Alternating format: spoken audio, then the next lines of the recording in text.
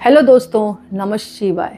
दोस्तों, निर्जला एकादशी का व्रत आने वाला है 2025 में 6 जून शुक्रवार को पड़ रहा है, लेकिन वैष्णव समुदाय के जो लोग हैं वो 7 जून 2025 को रखेंगे। तो इस दिन जो है, पहले तो मैं आपको उसको महत्व बताती हूँ। धार्मिक मान्यताओं के अनुसार निर्जला एकादशी का व्रत रखने से व्यक्ति के सारे पाप धुल जाते हैं और मोक्ष की प्राप्ति होती है। इस दिन दान पुण्य करना विशेष शुभ माना जाता है। ऐसा करने से जीवन में कभी भी धन की कमी नहीं रहती। ये भी कहा जाता है कि इस एकादशी को भीमसेनी एकादशी के नाम से भी जाना जाता है और भीम ने भी इस एकादशी का व्रत रखा था मोक्ष प्राप्ति के लिए। इस व्रत को रखने से भक्त के जीवन में खुशहाली आती है, समृद्धि आती है। ये व्रत बहुत कठिन माना जाता है क्योंकि इस दिन जल और भोजन पूरी तरह त्याग किया जाता है। लेकिन अब गर्मी के दिन है, अगर आप पर नहीं रखा जा रहा है तो आप जल वगैरह पी सकते हैं। भगवान कभी भी ऐसा नहीं कहते कि हमारा भक्त जो है भूखा प्यासा रहकर व्रत रखे। हालांकि नियम है, लेकिन अब तबीयत से बढ़कर नियम तो नहीं है ना। तो नियम यही है कि जल भी नहीं पीना, भोजन भी नहीं करना, फलाहार भी नहीं करना। लेकिन अब तबीयत ठीक ना हो तो आप फलाहार पर जूस वगैरह, जल वगैरह पीकर रह सकते हैं। कुल मिलाकर इस दिन जो है नियम और संयम से रहे, भगवान विष्णु की पूजा करें और चौकी स्थापित करें, उसमें लाल वस्त्र बिछाएं, भगवान विष्णु माता लक्ष्मी की कोई साथ में प्रतिमा उसको रख के भगवान विष्णु के चंदन का तिलक लगाएं, माता को लाल चुन्नी उनाएं, भगवान विष्णु को पीताम्बर पीले रंग का वस्त्र अर्पण करें, व्रत का संकल्प करें अगर रखते हैं तो, और एक अखंड दीपक जलाएं और विष्णु सहस्रनाम का पाठ करें, भगवान विष्णु के मंत्रों का जाप करें। इसके अलावा विष्णु चालीसा पढ़ सकते हैं, लक्ष्मी चालीसा पढ़ सकते हैं, कनकधारा स्रोत पढ़ सकते हैं, श्री सूक्तम का पाठ कर सकते हैं। कुल मिलाकर ये दिन जो है अपने आप में बहुत अच्छा बताया गया है। और ये कहा जाता है जो व्यक्ति निर्जला एकादशी का व्रत रखता है, कहीं कहीं ये बताया गया कि 12 एकादशी का व्रत का फल प्राप्त होता है, क्योंकि शुक्ल पक्ष की कितनी आती है 12 और कृष्ण पक्ष की 12। तो कहीं कहीं बताया गया जो व्यक्ति भीमसेनी एकादशी या निर्जला एकादशी का व्रत रखता है उसको 12 एकादशी का व्रत का फल मिलता है। और कहीं कहीं ये भी लिखा है कि पूरी साल की 24 एकादशी का फल प्राप्त होता है। यानी इस एकादशी का बहुत ज़्यादा महत्व होता है।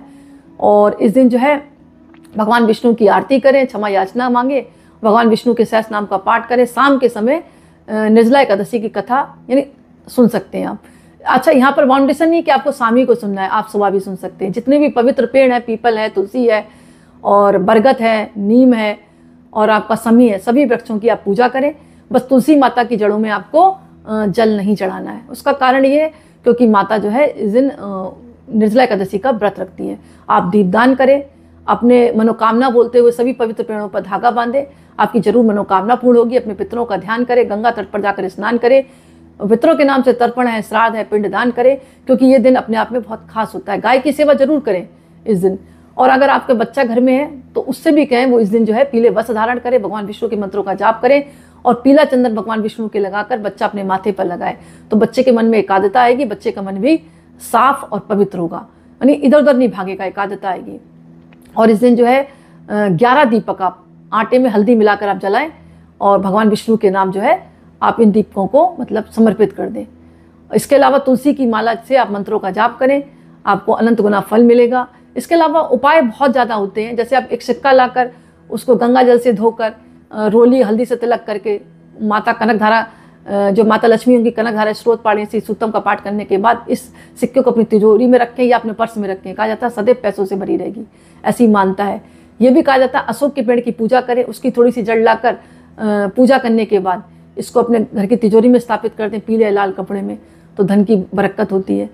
और मतलब उपाय अनेक हैं, आप जो भी अच्छा लगे वो करें। इसके अलावा ब्राह्मण को विष्णु भगवान का रूप समझकर उनको कुछ दान पुण्य दे। सुहागिन स्त्री को आप दान पुण्य कर सकते हैं, कुछ भी श्रृंगार की सामग्री चरण स्पर्श करके।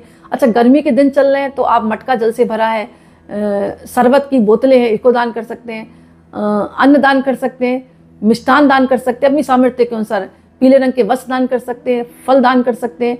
लेकिन गाय की सेवा आप जरूर करें, प्याऊ लगवा सकते हैं। यानी उपाय अनेक हैं, आप जो चाहें वैसा कर लें। लेकिन इस दिन कुल मिलाकर 100 बातों की एक बात, दान पुण्य जरूर करना है, भगवान विष्णु की पूजा करनी है, भगवान विष्णु के मंत्रों का जाप करना है और जितने भी पवित्र पेड़ हैं उनका दीपदान करना है। और उनको सिर्फ तुलसी माता की जड़ों को छोड़कर सभी जड़ों को आपको मीठे जल से सींचना है। मीठा जल मैंने आपको कई बार बताया कि जल में थोड़ा सा गंगा जल डालना है, उसमें थोड़ी सी हल्दी डालनी है, गुड़ डालना है और थोड़ा सा कुमकुम डाल दें, पीले फूल डाल दें और जाकर आप चढ़ा दें, पीला धागा बांध दें, आपकी सारी मनोकामनाएं पूर्ण होंगी। अच्छा, आप कौड़ियाँ भी ला सकते हैं, कौड़िया की पूजा करने के बाद इसको अपनी अलमारी में स्थापित कर सकते हैं। इस दिन शंख जरूर बजाएं, शंख बजाने से माता लक्ष्मी प्रसन्न होती है। सभी को पता माता लक्ष्मी के भाई हैं शंख। और इसे पंचामृत से अभिषेक करें भगवान का। भगवान को पंजीरी पंचामृत बहुत प्रिय है, उसका भोग लगा सकते हैं। माता को पुए बहुत पसंद है, पुआ बनाकर आप भोग लगा सकते हैं। यानी उपाय अनेक है, आप जैसा चाहे वैसा करें। हल्दी की गांठ की माला बनाकर भगवान को अर्पण कर सकते हैं। और पीले रंग के खुद भी वस्त्र धारण करें, पीले रंग के आसन पर बैठें, तो आपको भगवान विष्णु का आशीर्वाद जरूर प्राप्त होगा। इसके साथ साथ आप कुछ नियम का भी पालन करें। जैसे आप व्रत रख रही हैं तो मन को स्वच्छ रखें और पीले रंग के वस्त्र धारण करें, माथे पर पीला कुमकुम लगाएं, किसी की निंदा चुगली में ना रहें, मांस मदिरा का सेवन ना करें, ब्रह्मचार्य का पालन करें, वाद विवाद में ना रहें, अपने मन को सात्विक रखें। और मानसिक शुद्धता, शारीरिक शुद्धता और वाणी शुद्धता भी जरूरी है। और दिन में सोना वर्जित है और रात को 12 बजे तक कम से कम भगवान विष्णु के मंत्रों का जाप करें। इस तरह आप पूजा करें, आपको अनंत गुना फल मिलेगा। हो सके तो अगर आपके ऊपर ईश्वर की कृपा है तो गंगा तट पर जाकर स्नान करते हैं आप, तो मतलब उत्तम फलों की प्राप्ति होती है। क्योंकि अभी हाल में ही गंगा दशहरा निकलेगा 5 जून को, तो हो सकता है आप वहीं मौजूद हो। पर अगर नहीं है तो भी आप घर पर ही बाल्टी में गंगा जल डालकर स्नान कर सकते हैं। आपको वही फल प्राप्त होगा जो तट पर जाकर प्राप्त होता है। और अंत में क्षमा याचना करके आप आरती करें, आपको पूर्ण फल प्राप्त होगा। तो दोस्तों, छोटा सा वीडियो था, पसंद आए तो लाइक करें, कमेंट में नमः शिवाय जरूर लिखें। बहुत बहुत धन्यवाद।